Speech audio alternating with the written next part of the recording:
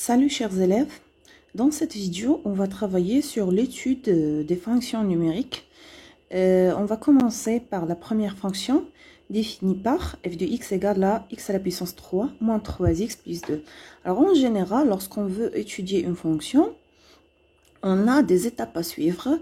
La première, il faut déterminer l'ensemble de définitions, puis il faut calculer les limites aux bornes de cet ensemble de définitions, puis on passe à l'étude des variations de la fonction, c'est-à-dire il faut calculer la fonction dérivée, puis étudier le signe de cette dérivée, puis faire le tableau de variation, en étudiant bien sûr les branches infinies, en étudiant la concavité à partir de la fonction dérivée seconde, en déterminant les points d'inflexion s'il existe bien sûr, et finalement en essayant de déterminer les intersections avec les axes de repère, et finalement on fait la construction de la fonction numérique.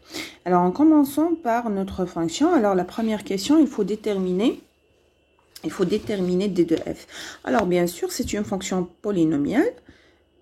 Donc, toute fonction polynomiale, son domaine de définition, d de f, bien sûr, c'est l'ensemble R. C'est-à-dire, c'est de moins l'infini jusqu'à plus l'infini. D'accord? Maintenant, une deuxième question, on va étudier ou déterminer les branches. On va calculer tout d'abord les limites de bornes. Alors, on a la limite lorsque x tend vers a plus l'infini de f de x. Donc, puisque c'est une fonction polynomiale, toujours en choisissant, bien sûr, le nombre de plus grand degré. C'est-à-dire, on va choisir x à la puissance 3. Donc, c'est la limite lorsque x tend vers a plus l'infini de x à la puissance 3. Donc, à l'infini, x à la puissance 3, donc c'est plus l'infini. Maintenant, on va calculer la limite en moins l'infini. Et on a la limite à moins l'infini de f de x. C'est exactement la limite quand x tend vers à moins l'infini de x à la puissance 3. Voilà, puisque l'exposant est un nombre impair, donc à plus l'infini, c'est toujours plus l'infini, que ce soit l'exposant pair ou impair. Alors que la limite à moins l'infini, elle dépend de l'exposant. Alors, si l'exposant est pair, alors ça sera plus l'infini. Si l'exposant est impair, alors ça sera plus l'infini. Alors, dans ce cas-là, on a le 3, c'est-à-dire c'est moins l'infini. Très bien. Maintenant, on va déterminer les branches infinies. Déterminant les branches infinies. Voilà, donc on va étudier, on a la limite lorsque x tend vers a plus l'infini de f de x égale à plus l'infini.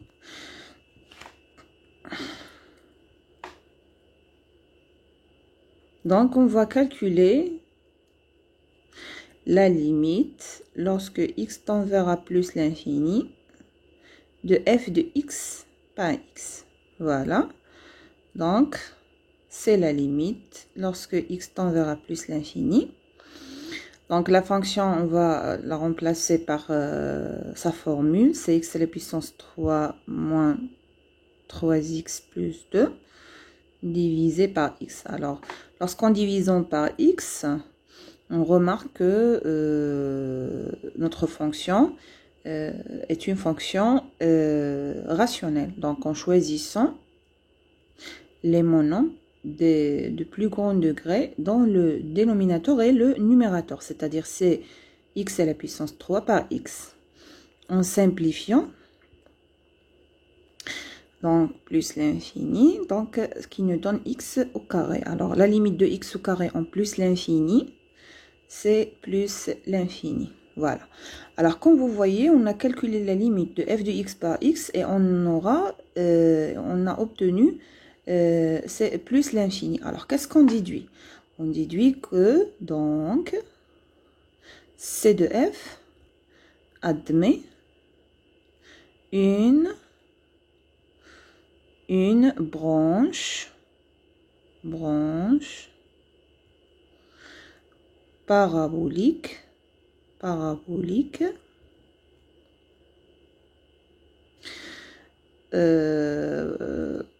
de direction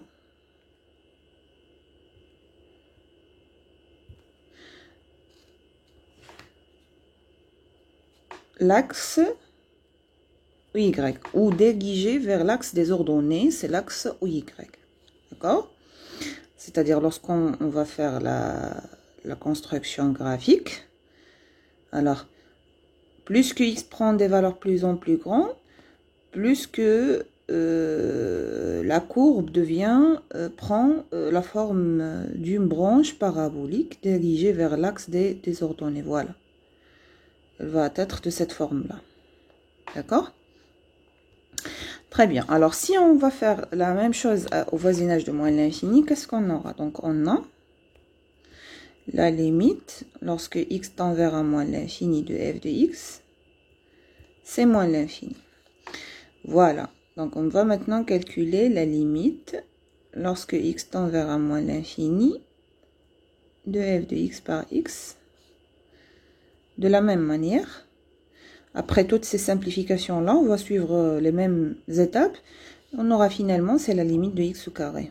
Alors, quand vous voyez la limite de x au carré au moins l'infini, puisque l'exposant est un nombre pair, ça nous donne plus l'infini.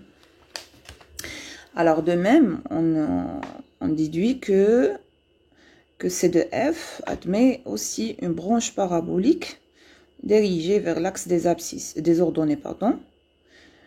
Voilà, alors lorsqu'on passe, donc C de f admet une branche parabolique dirigée vers l'axe OY.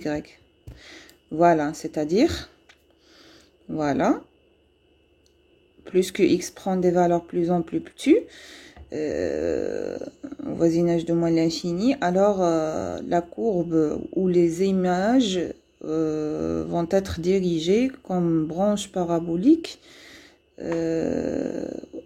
dirigée vers l'axe des ordonnées. Donc, soit ça sera de cette forme-là ou de cette forme. Alors, pour bien déterminer quel cas exactement, ça dépend de la limite qu'on a calculée premièrement. Donc ici, si on prend cette cas-là, alors qu'est-ce que vous remarquez? Plus que x prend des valeurs ou tend vers moins l'infini, les images tendent vers quoi? Tendent vers plus l'infini. Ici, on trouve que lorsque x tend vers un moins l'infini, les images tendent aussi vers moins l'infini. Alors, il faut choisir. Ça dépend de la limite qu'on a déjà calculée premièrement. Donc, c'est la limite lorsque x tend vers moins l'infini. On a déjà calculé cette limite-là. On a trouvé que les images tendent aussi vers moins l'infini. Voilà, c'est-à-dire ce cas-là. Voilà, plus que x devient plus en plus petit, plus que x devient plus en plus petit, plus que les images aussi tendent vers moins l'infini. Voilà, donc notre courbe, ça sera de cette forme-là, au voisinage de moins l'infini, et au voisinage de plus l'infini, ça sera de cette forme-là. Très bien, maintenant, on va passer à l'étude des variations de la fonction f. Donc, la troisième question, donc on a déterminé la première étape, on a déterminé l'ensemble de définitions, on a calculé les limites de bornes, on a déterminé les branches infinies. Maintenant, on va étudier les variations de la fonction. Donc, 4. Étudions les variations de la fonction f. Alors, on va écrire la formule. On a f de x, c'est x à la puissance 3 moins 3x plus 2. Alors, toujours, avant de commencer les calculs, il faut étudier la dérivabilité de cette fonction et déterminer le domaine de la dérivabilité. Alors, puisque f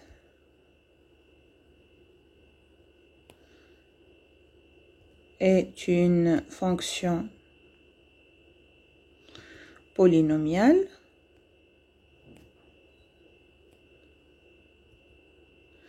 alors toute fonction polynomiale elle est dérivable sur tout l'ensemble R donc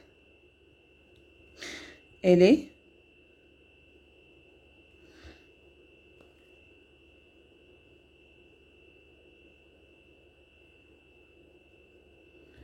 dérivable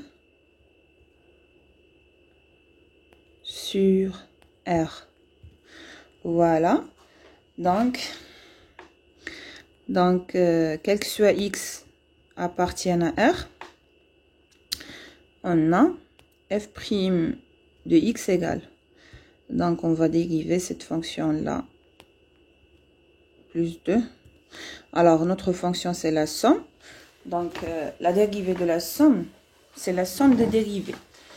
C'est-à-dire, lorsqu'on a f égale à g plus h, deux fonctions, la somme de deux fonctions, la dérivée de la fonction f, c'est la dérivée de g plus la dérivée de h. On dit que la dérivée de la somme, c'est la somme des dérivées.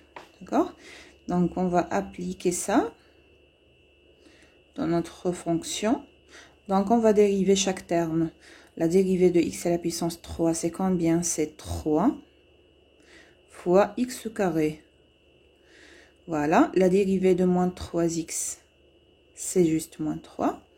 Et la dérivée de 2, bien sûr, c'est 0. Alors, voilà la fonction dérivée f' de x. Bien sûr, cette fonction dérivée est définie sur tout l'ensemble R. Quel que soit x appartienne à R. Très bien. Maintenant, la cinquième question. Il faut étudions les variations. Donc, on a calculé, étudions les... Oui, on a déjà écrit ça. Maintenant, on va étudier le signe de f'. Voilà. Voilà, c'est pas la cinquième question. C'est la même question. Donc, on va étudier le signe de f' pour déterminer les variations de la fonction f. Alors, toujours, si on veut étudier les variations, il faut étudier le signe de la fonction dérivée. Alors, pour étudier le signe, toujours en cherchant où elle s'annule, premièrement. Donc, on a f' de x égale à 3x au carré moins 3. Voilà. Voilà la fonction qu'on a déjà trouvée dans la question précédente. Alors, f' de x égale à 0, ça équivalent à quoi? Ça équivalent que 3x au carré moins 3 égale à 0. Donc, ça équivalent à... Donc, comme vous voyez, c'est une fonction, équation de deuxième degré par une inconnue. Alors, il faut déterminer, soit on va factoriser pour chercher les racines, soit on va calculer le discriminant delta. Alors, comme vous voyez, ici, on peut factoriser par le 3, et qui se reste entre parenthèses. Comme vous voyez, c'est une identité.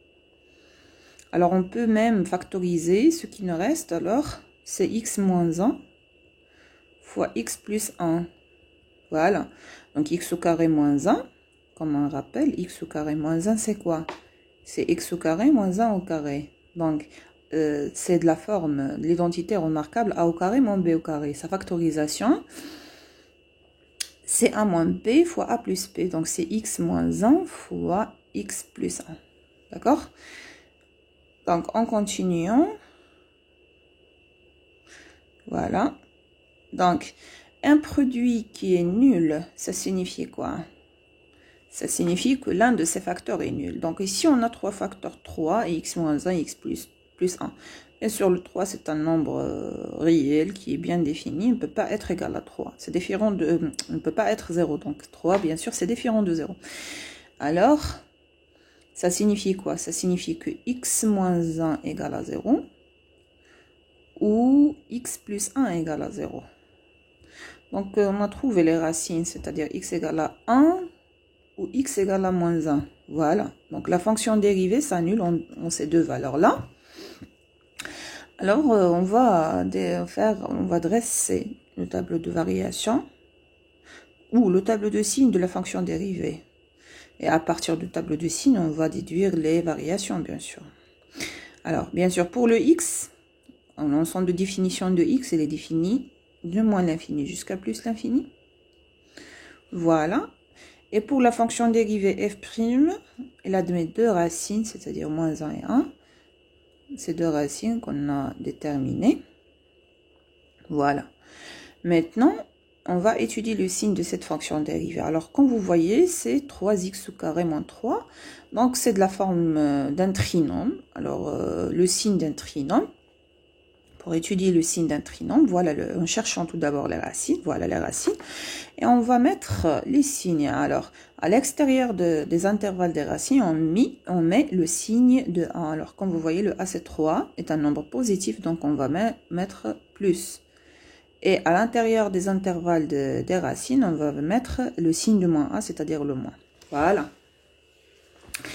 Maintenant, à partir de ce signe, on va déduire les variations de la fonction f. Voilà. Est-ce que notre fonction est croissante, décroissante? Donc, ça dépend. Si on a le plus, c'est-à-dire, on va mettre une flèche montante qui indique que la fonction est croissante. Et si on a le moins, on va mettre une flèche qui est descendante, c'est-à-dire c'est une fonction décroissante. Alors, le plus croissante, voilà. Ici, décroissante. Et ici, c'est croissante. Voilà. Alors, maintenant, on va mettre, il faut remplir les bornes des flèches là. Alors, on a déjà calculé la limite au moins l'infini. On a trouvé ce que c'est moins l'infini. Et en plus l'infini, on a trouvé que c'est plus l'infini.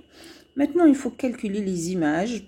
La fonction, bien sûr, elle est définie en moins 1 et 1. Il faut calculer les images de moins 1 et 1. Alors, on a f de moins 1, c'est quoi? C'est x, c'est moins 1 à la puissance 3, moins 3 fois moins 1, plus 2.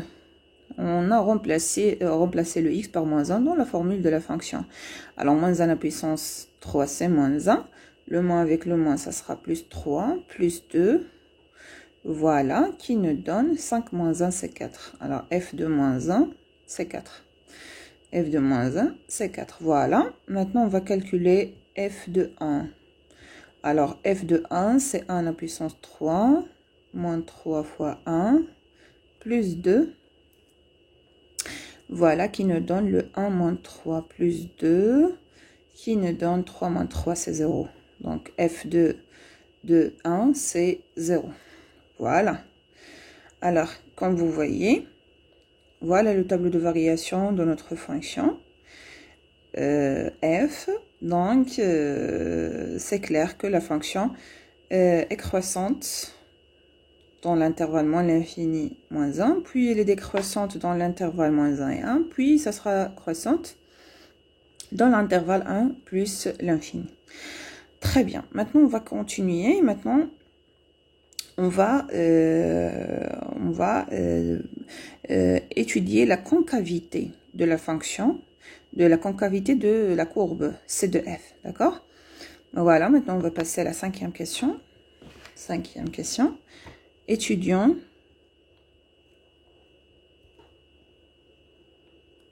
la concavité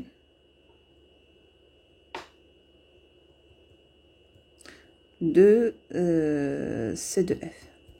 Voilà, alors la concavité dépend de la fonction dérivée seconde, c'est-à-dire on va calculer la fonction f seconde. Donc on va s'appuyer sur le résultat de f'. Alors on a f' de x, on a déjà calculé la fonction dérivée première, on a trouvé que c'est 3x au carré moins 3. Voilà la fonction dérivée première. Bien sûr, cette fonction-là, elle est dérivable sur tout l'ensemble R. Alors on a f seconde est une fonction polynomiale. Donc, elle est dérivable sur R. Voilà, donc on va dériver. Donc on a que x soit x appartienne à R.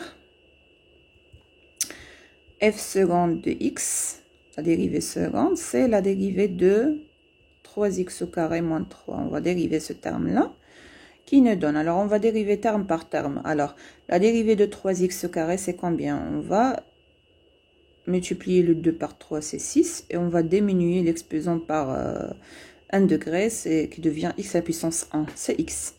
Et la dérivée de 3, bien sûr, c'est 0. Alors voilà la fonction dérivée seconde. Bien sûr, elle est définie sur R, que soit x appartienne à R. Voilà, alors pour étudier la concavité, il faut étudier le signe de f seconde. Étudions le signe de f seconde. Toujours pour étudier le signe en cherchant les racines. Donc on a f seconde de x égale à 0, ça équivalent à quoi? Ça équivalent à 6x égale à 0, ça équivalent à quoi? Que x égale à 0. Voilà, donc la fonction dérivée seconde s'annule en 0. Maintenant, on va mettre le tableau de concavité de notre fonction, toujours en déterminant toujours l'intervalle de x. Donc x, elle est définie en moins l'infini jusqu'à plus l'infini. On va mettre ici la fonction dérivée seconde. Voilà, alors notre dérivée seconde est s'annule en 0.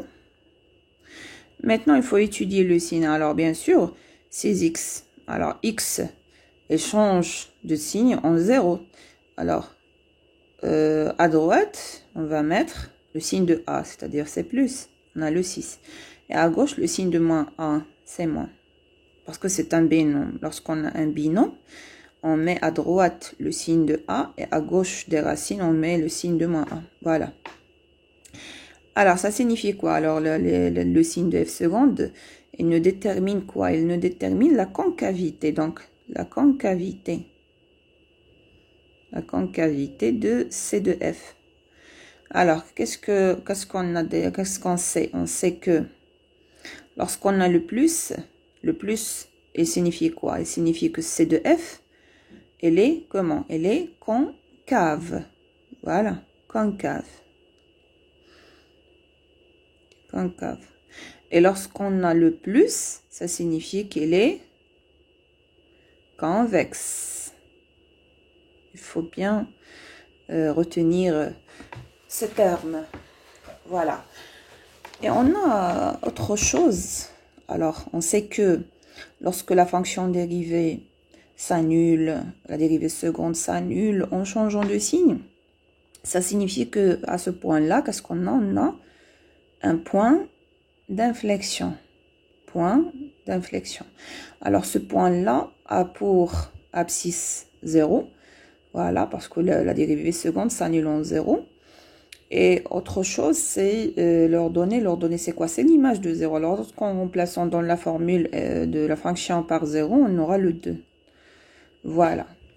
Alors, comme vous voyez, la fonction dérivée seconde s'annule en changeant le signe en 0. Donc, ce point-là, de coordonnées 0, 2, on a un point d'inflexion. C'est-à-dire, à ce point-là, la courbe va changer de concavité. Très bien. Maintenant, on va passer à la 6e question qui nous demande de montrer que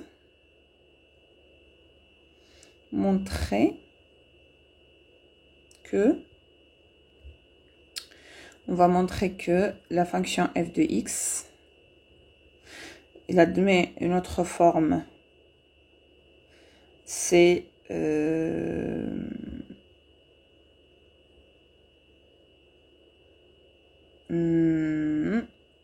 que notre fonction dérivée, non. Alors, on va pas faire cette question-là, non.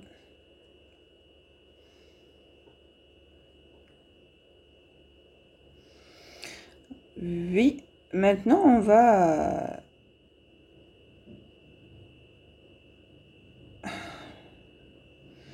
Maintenant, on va déterminer, on va passer à la question suivante. Donc, on va déterminer, 6e question.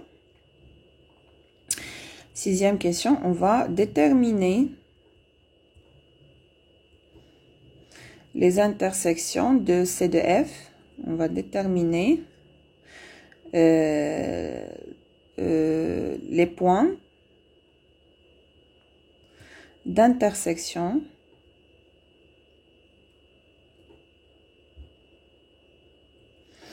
de C de F avec les axes du repère. Voilà. Alors, toujours pour déterminer l'intersection avec les axes de repère, pour déterminer l'intersection de C de F, l'intersection avec l'axe des abscisses, avec l'axe OX, pour déterminer cette intersection-là, qu'est-ce qu'on fait? Alors, dans la courbe, vous voyez bien, il faut retenir ça. Donc, la courbe, c'est-à-dire, elle va couper l'axe des abscisses. Alors, ce point-là, quelles sont les coordonnées de ce point-là? Supposons qu'on a l'ordonnée, l'abscisse c'est X. Alors, le Y, ça sera combien? Puisque le point va se situer sur l'axe des abscisses, ça sera le 0. D'accord? C'est-à-dire, alors, cette valeur-là, c'est quoi? C'est f de X. Donc, toujours, pour qu'un point appartient à la courbe, si on a le X ici comme abscisse, alors l'ordonnée, c'est f de X. C'est-à-dire f de x égale à 0. Donc, pour chercher l'intersection avec l'axe des abscisses, on va résoudre l'équation f de x égale à 0. Voilà. Donc, on a f de x égale à 0. Ça équivalent à quoi? Ça équivalent à x à la puissance 3 moins 3x plus 2 égale à 0. Voilà. Alors, comme vous voyez, c'est une équation de troisième degré, donc on ne peut pas calculer bien sûr le discriminant, il n'y a pas de factorisation. Alors, il faut chercher les racines, pour bien factoriser cette fonction-là, cette écriture. Alors, si vous remarquez bien, on peut vérifier avec quelques valeurs. On va vérifier, on va chercher des valeurs qui nous donne le 0. On va essayer de remplacer le x par des valeurs pour trouver le 0. Alors, si vous remarquez bien, en ce qui concerne les coefficients, qu'est-ce qu'on en a? Ici, le coefficient, c'est 1. Ici, le coefficient, c'est moins 3. Ici, on a le 2. Si on fait la somme, 1 moins 3 plus 2, ça nous donne le 0. Ça signifie quoi? Ça signifie que 1 est une racine de cette polynôme. Voilà. Puisque le 1, donc on remarque que le 1 est une racine. Voilà. De ces deux, x à la puissance 3 moins 3x plus 2. Alors, si 1 est une racine, ça signifie quoi? Ça signifie que cette polynôme-là, x à la puissance 3 moins 3x plus 2, est comment? Est divisible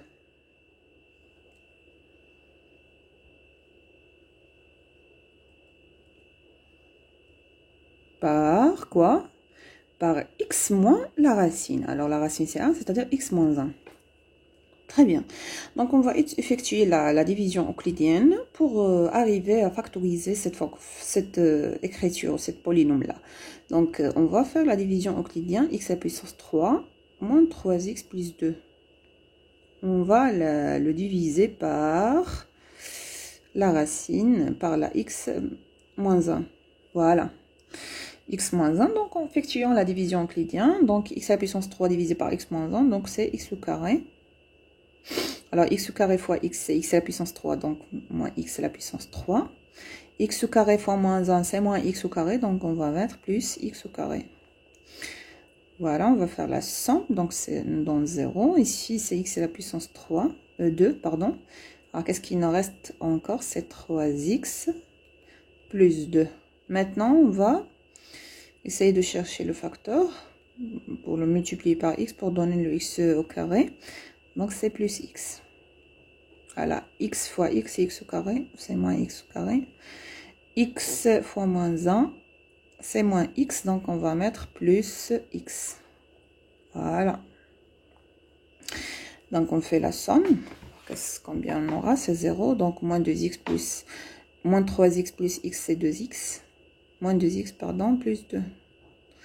Alors, on va multiplier le x pour obtenir le moins 2x. On va multiplier ce x-là par moins 2. Moins 2. Alors, moins 2 fois x, c'est moins 2x. On va mettre plus 2x. Moins 2 fois moins 1, c'est 2. On va mettre moins 2. Bien sûr, on sait précédemment que le reste, c'est le 0, puisque c'est parce que le polynôme est divisible par x moins 1. Donc, automatiquement, préalablement, on sait déjà que le reste, ça sera le 0. Donc la factorisation de cette polynôme-là, donc x à la puissance 3 moins 3x plus 2, c'est exactement quoi? C'est le diviseur fois le quotient. Donc, c'est x moins 1 fois x au carré plus x moins 2. Voilà. Voilà la factorisation. Donc, le but de cette factorisation, c'est d'arriver à résoudre l'équation f de x égale à 0. Donc, on va remplacer le f de x par la formule factorisée. Donc,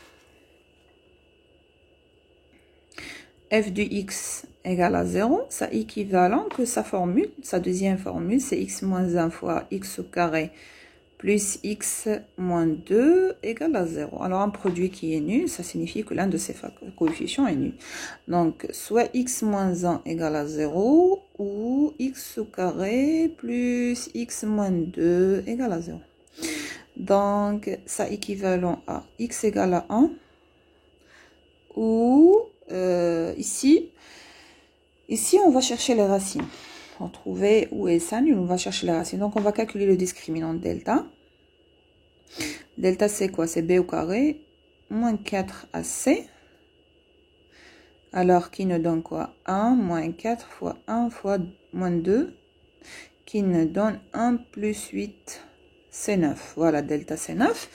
Alors, dans ce cas-là, bien sûr, notre polynôme de mes deux racines, donc soit x1 égale à moins b moins racine delta. Alors, le b, c'est 1 moins b, c'est moins 1. Moins racine delta, c'est moins 3 sur 2a fois 2, c'est divisé par 2, qui nous donne moins 4 par 2, c'est moins 2. Et la deuxième solution, c'est moins 1 plus 3 par 2, qui nous donne 2 par 2, qui nous donne le 1. Voilà, donc, comme vous voyez, le 1 se répète. Donc, la fonction dérivée f de x égale à 0, ça équivalent quoi? Ça équivalent à x égale à 1 ou x égale à moins 2.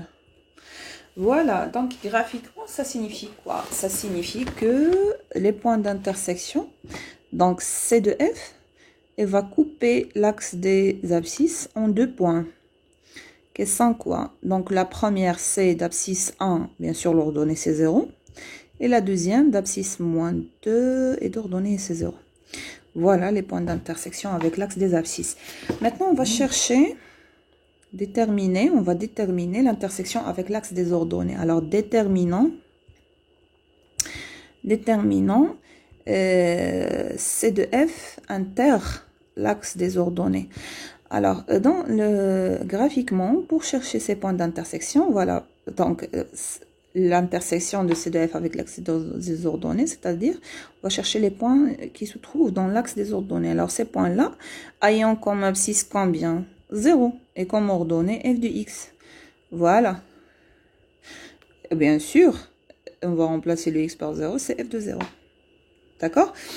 Donc, on a f de 0, c'est combien? On va calculer juste l'image de 0 parce que x, toutes les x qui se trouvent ici dans l'axe des ordonnées, toutes les x sont nulles. Voilà, on va calculer l'image de 0. Alors, on sait déjà, dans la formule, on va remplacer le x par 0, on aura le 2. Alors, f de 0, c'est 2. Voilà. Donc, C de F coupe l'axe des ordonnées en un seul point, qui est exactement le point abscisse 0 et ordonnée C2. Voilà. On a déterminé les points d'intersection avec l'axe des ordonnées. Maintenant, qu'est-ce qu'il nous reste? Il nous reste juste de faire la construction graphique. Voilà, donc le sixième question. Donc, on va tracer C de F. Voilà. Très bien. Maintenant, il faut faire attention. Il faut bien faire attention ici dans cette étape-là. On va résumer tous les résultats qu'on a obtenus. Voilà.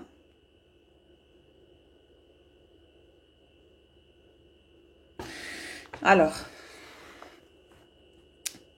1, 2, 3, 4,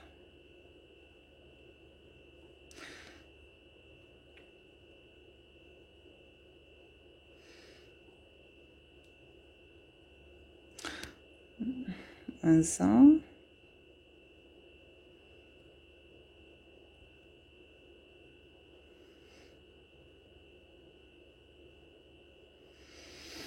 Voilà.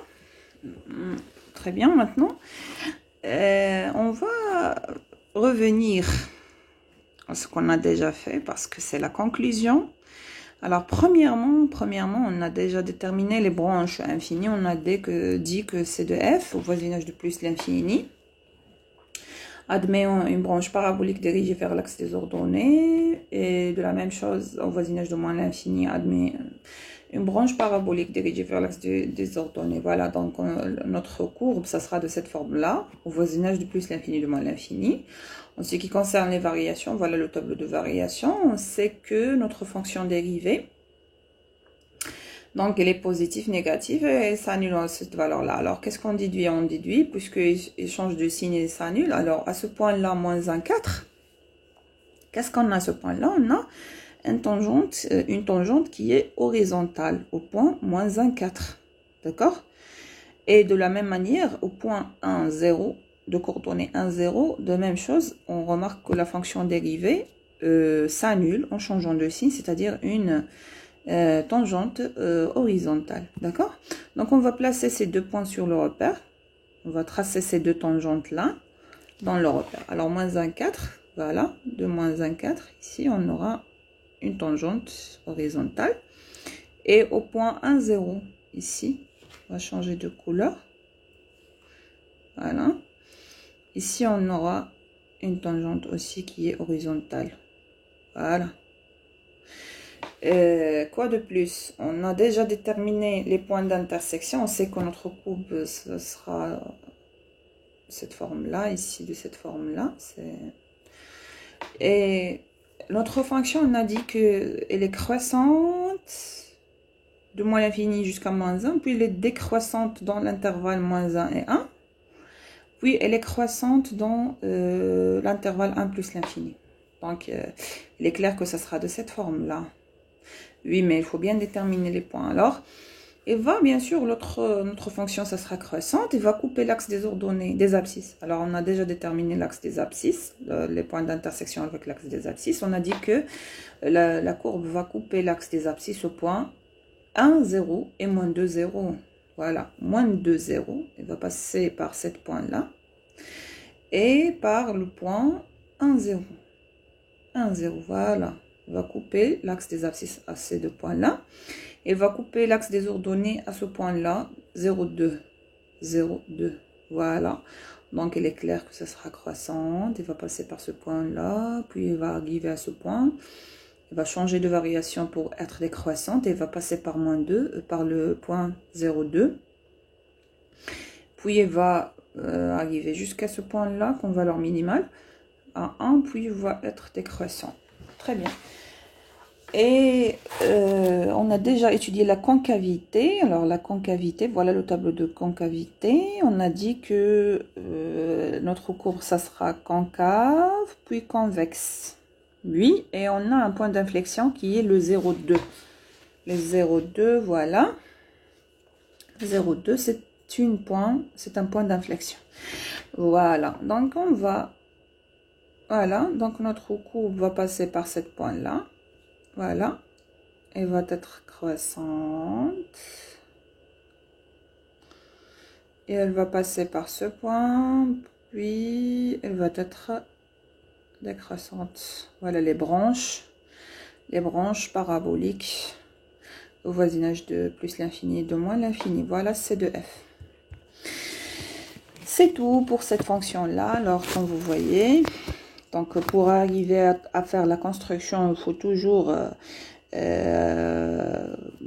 revenir à ce qu'on a déjà obtenu comme résultat fondamental, surtout les branches infinies et les variations, la concavité, les asymptotes, etc. Alors, j'espère que vous avez bien compris la démarche de l'étude de la fonction numérique. Et à la prochaine, on va travailler sur une autre fonction. Pour cette vidéo, on a travaillé sur la fonction polynomiale. Dans la deuxième vidéo, on va travailler sur une fonction qui est rationnelle. Alors, j'espère que vous avez bien compris et à la prochaine.